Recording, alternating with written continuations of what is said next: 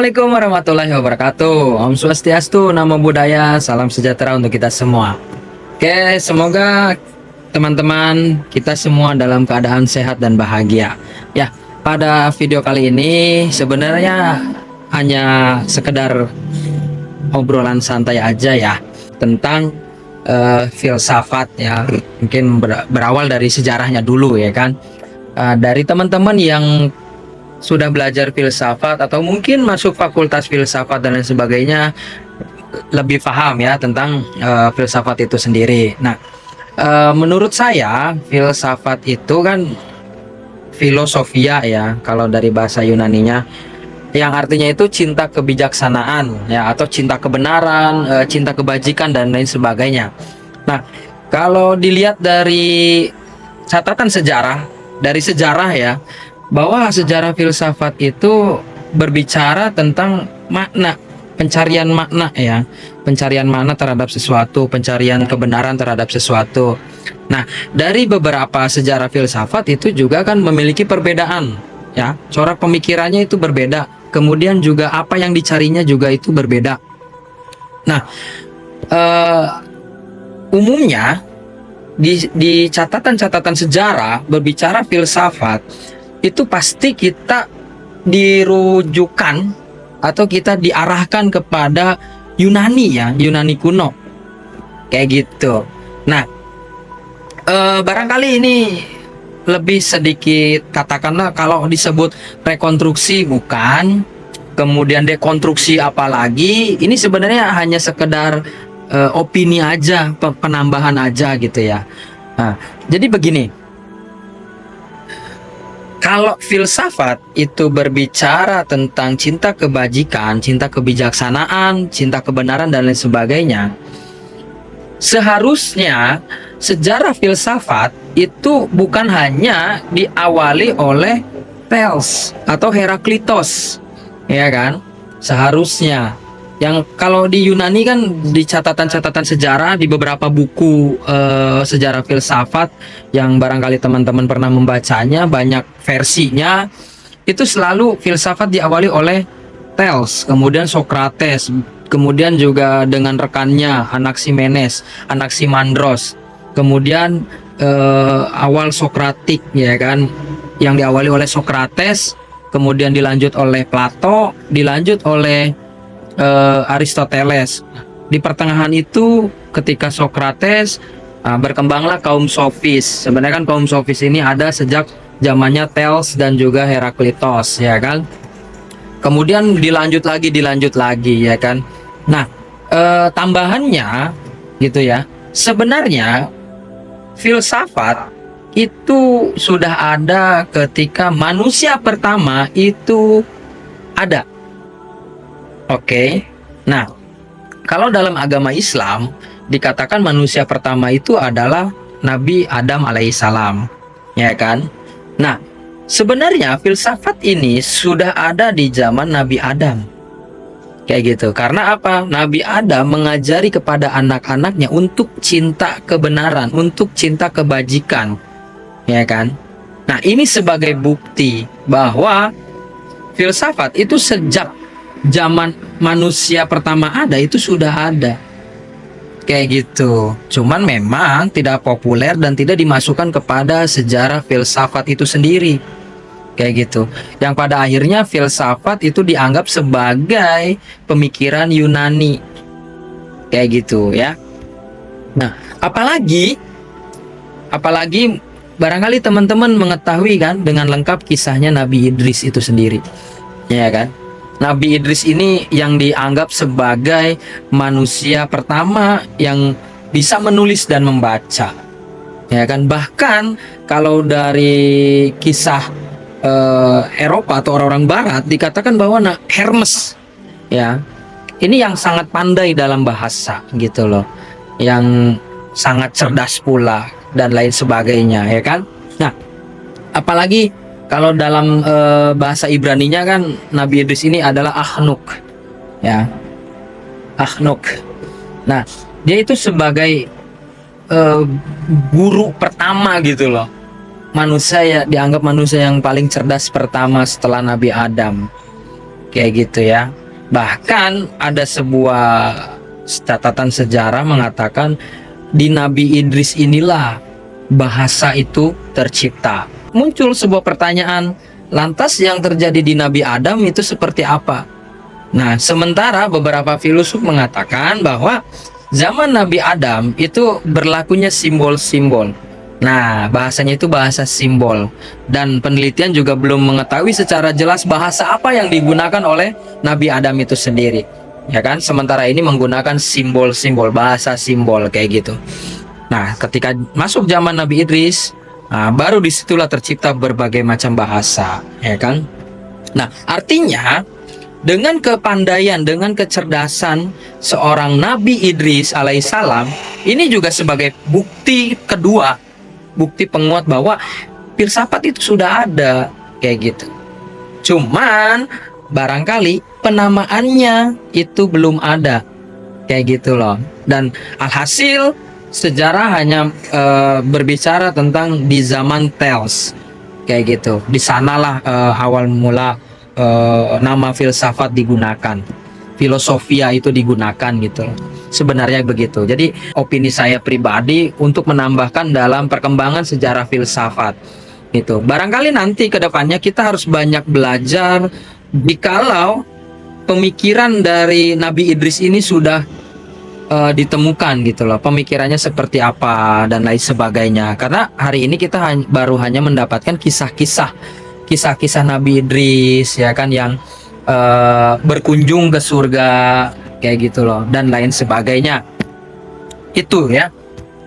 Nah, kemudian juga kita masuk ke sejarahnya ya, atau kisahnya Nabi Nuh ya kan, yang barangkali teman-teman sudah tahu. Nabi Nuh memiliki 3 anak, yang dari 3 anak inilah lahirnya semua bangsa, berbagai bangsa gitu loh.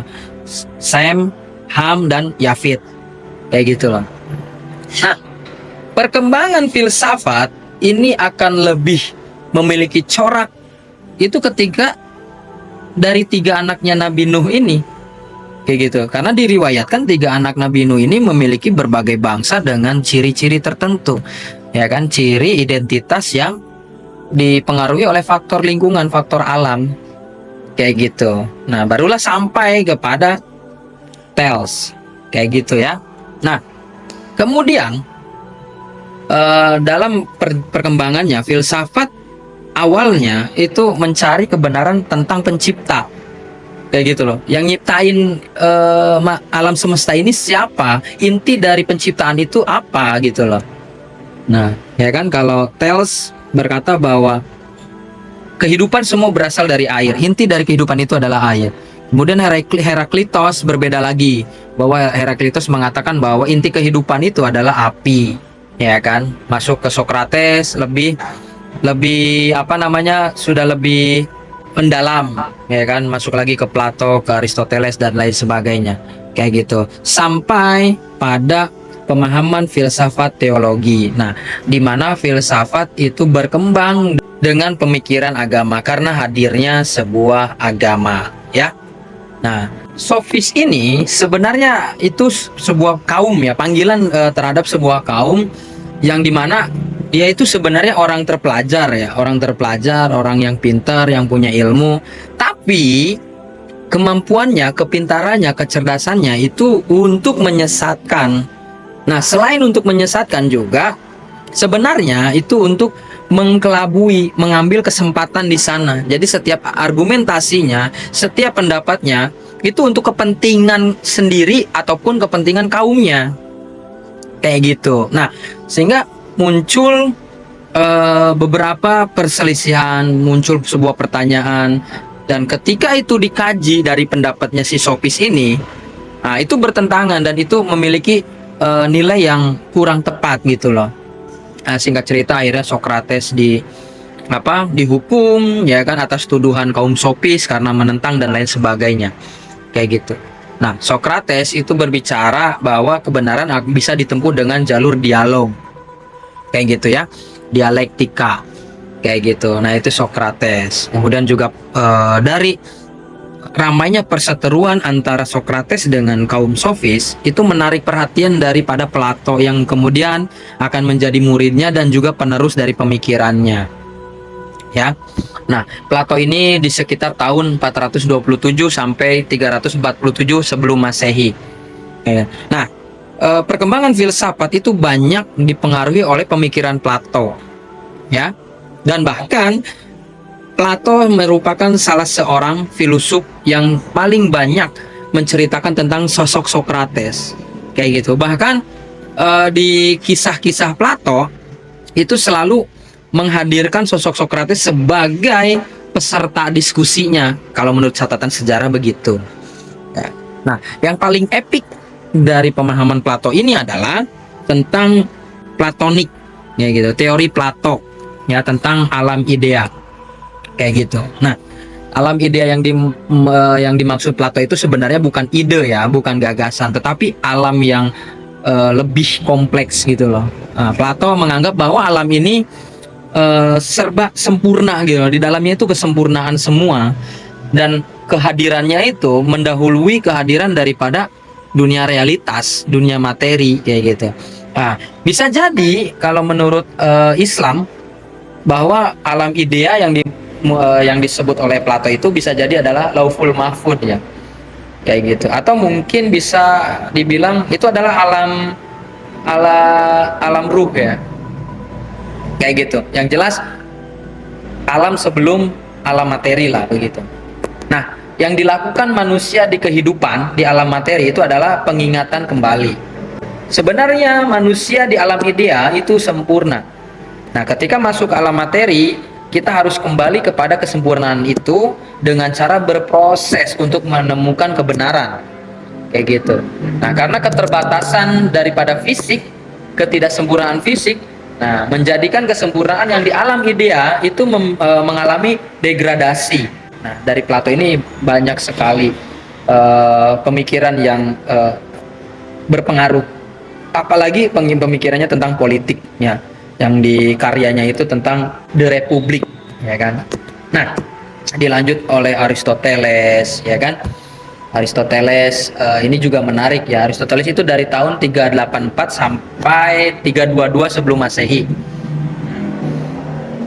Aristoteles juga berpengaruh banyak, baik bagi pemikiran temporer maupun kontemporer sampai abad 20-21 ini, gitu loh. Banyak filosof-filosof yang bahkan filosof muslim yang terpengaruh oleh pemikirannya Aristoteles. Dan bahkan ada suatu pemikiran yang belum ada bantahannya, melainkan banyak adanya tambahan-tambahan, yaitu pemikiran logikanya itu sendiri. Ya, yang barangkali nanti kita akan bahas mengenai kehususan tentang logika, ya kan. Nah, itu dia. Ini yang sangat berpengaruh di era sekarang. Terkadang gitu loh, kita ini cepat mengiyakan daripada beberapa catatan sejarah yang ada, kayak gitu. Nah, sedangkan di beberapa agama, filsafat itu juga sudah ada. Seperti agama Yahudi, ya kan, agamanya Nabi Ibrahim, kayak gitu loh. Artinya Nabi Ibrahim itu kan tahun sekitar 1997 sampai 1822 sebelum Masehi, kayak gitu. Nah, artinya saya hanya ingin menambahkan bahwa kaum Nabi Ibrahim yang kemudian kelak menjadi agama Yahudi, ya kan, dengan bahasa Ibraninya, itu dia juga memiliki pemikiran filsafat, pemikiran cinta kebijaksanaan, kayak gitu. Artinya agama di sini ikut andil sebelum pada akhirnya terlihat jelas pada abad ke-8 dan juga kemudian zaman Renaissance, kayak gitu. Nah, kenapa saya berbicara seperti ini? Sempat saya mendapati di suatu forum, ya, saya mendapati sebuah statement dari mahasiswa kala itu bahwa filsafat itu tidak boleh di dalam agama Islam. Nah, ini yang paling menarik dan juga perlu dikaji, gitu loh. Bisa jadi alasan sederhananya karena bisa saja karena filsafat ini berasal dari Yunani, bukan berasal dari tanah Arab atau Jazirah Arab, Nah, itu bisa menjadi sebuah kemungkinan. Kayak gitu. Memang secara pribadi saya juga pernah mendengar bahwa filsafat itu tidak boleh di dalam agama Islam. Kayak gitu ya. Namun sebenarnya filsafat itu bukan sesuatu yang apa ya? Bukan sesuatu dengan konteks yang kecil gitu loh. Si filsafat itu kan pada intinya cinta kebijaksanaan. Jadi setiap orang yang mencintai kebenaran, yang mencintai kebijaksanaan, itu dia sedang berfilsafat. Kayak gitu loh. Dengan beberapa metode, misalkan kita menemukan sebuah persoalan yang kemudian kita mencari kebenaran daripada persoalan itu. Nah, itu sebenarnya kita sedang berfilsafat. Kayak gitu. Di dalam catatan sejarah tercatat bahwa pemikiran Aristoteles itu berpengaruh di dunia Islam, ya, yaitu pada kekhalifahan Abu Ja'far Abdullah bin Muhammad Al-Mansur, khalifah kedua dari Bani Abbasiyah. Kayak gitu loh. Apalagi ketika nanti kita lihat dari Gerardo yang dari Toledo gitu.